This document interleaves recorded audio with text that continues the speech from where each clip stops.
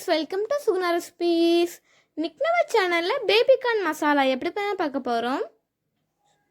இது பண்றதுக்கு முதல்ல ஒரு ஸ்டவ்ல ஒரு கடாய் வச்சுக்கோங்க. கடாய் ஹீட் ஆனதுக்கு அப்புறமா இப்போ நம்ம இது கூட தண்ணி ஆட் பண்ணிக்கலாம். தண்ணி சேர்த்ததுக்கு அப்புறமா இப்போ நம்ம இது கூட கார்ன் ஆட் பண்ணிக்கலாம். இப்போ நம்ம இது கூட பேபி கார்ன் ஆட் பண்ணிக்கலாம். இந்த மாதிரி பாதியை கட் பண்ணி சேர்த்துக்கோங்க. இதுக்கு நான் இன்னைக்கு 400 கிராம் அளவு பேபி கார்ன் எடுத்திருக்கேன். இப்போ நம்ம இதை மூடி வேக விட்டுடலாம். இது வந்து ஒரு 70% மட்டும் நல்லா வெந்தால் போதும். இப்போ நம்ம இதை ஓப்பன் பண்ணி பார்த்துடலாம். இதை வந்து வடிகட்டி எடுத்து வச்சுக்கோங்க. இது வந்து ஒரு 70% வந்து நல்லா வெந்து வந்திருக்கு. இப்போ நம்ம இதை மாற்றி வச்சிடலாம். இப்போ வந்து ஸ்டவ்வில் ஒரு கடாய் வச்சுக்கோங்க. கடாய் நல்லா ஹீட் ஆனதுக்கப்புறமா இப்போ நம்ம இது கூட நெய் ஆட் பண்ணிக்கலாம். சரியாக 1 டேபிள் ஸ்பூன் அளவு நெய் சேர்த்துக்கோங்க. இப்போ நெய் நல்லா உருகினதுக்கப்புறமா இப்போ நம்ம இது கூட எண்ணெய் ஆட் பண்ணிக்கலாம். சரியாக 4 டேபிள் ஸ்பூன் அளவு எண்ணெய் சேர்த்துக்கோங்க. இப்போ எண்ணெய் ஹீட் ஆனதுக்கப்புறமா இப்போ நம்ம இது கூட சரியாக 1 டீஸ்பூன் அளவு சீரகம் ஆட் பண்ணிக்கலாம். இப்போ சேர்த்து நல்லா மிக்ஸ் பண்ணி விட்டுக்கோங்க. இப்போ இது கூட ஒரு வரமிளகாவை இந்த மாதிரி கட் பண்ணி சேர்த்துக்கோங்க. இப்போ சேர்த்து நல்லா கலந்துக்கோங்க. கலந்ததுக்கப்புறமா இப்போ நம்ம இது கூட வெங்காயம் ஆட் பண்ணிக்கலாம். இப்போ இது கூட சரியாக 2 போல் பெரிய வெங்காயம் ஆட் பண்ணிக்கலாம். சேர்த்து நல்லா வதக்கி விட்டுக்கோங்க. இது நல்லா கண்ணாடி படத்துக்கு வரணும். வெங்காயம் நல்லா கண்ணாடி படத்துக்கு வர வரைக்கும் நல்லா வதக்கி விட்டுக்கலாம். இப்போ வந்து வெங்காயம் வந்து இந்த மாதிரி நல்லா வதங்கினதுக்கப்புறமா இப்போ நம்ம இது கூட மசாலா பொருட்கள் ஆட் பண்ணிக்கலாம்.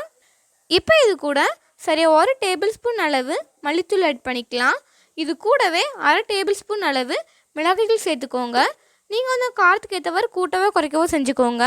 இப்போ இது கூட சரி 1/2 டேபிள் ஸ்பூன் அளவு கரம் மசாலா சேர்த்துக்கலாம். சேர்த்ததுக்கப்புறமா இது கூட மஞ்சள்தூள் சேர்த்துக்கலாம். அது வந்து 1/4 ஸ்பூன் போல் சேர்த்துக்கோங்க. இப்போ சேர்த்ததுக்கப்புறமா இது கூட உங்கள் டேஸ்ட்க்கு ஏற்றவாறு இப்போ நம்ம இது கூட உங்கள் டேஸ்ட்க்கு ஏற்றவாறு உப்பு சேர்த்துக்கலாம். உப்பு சேர்த்ததுக்கப்புறமா நல்லா கலந்து எடுத்துக்கலாம். நல்லா இந்த மாதிரி கலந்துக்கோங்க. கலந்ததுக்கப்புறமா இப்போ நம்ம இது கூட மிளகாய் ஆட் பண்ணிக்கலாம்.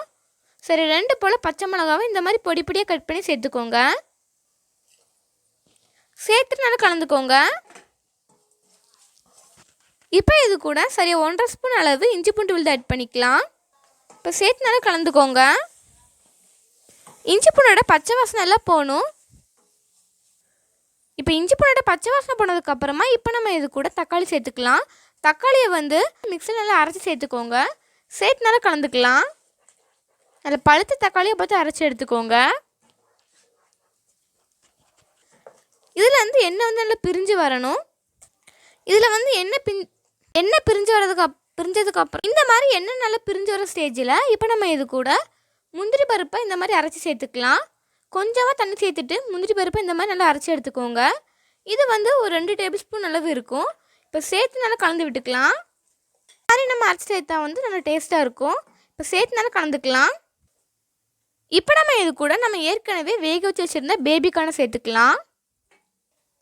சேர்த்து நல்லா கலந்து விட்டுக்கோங்க.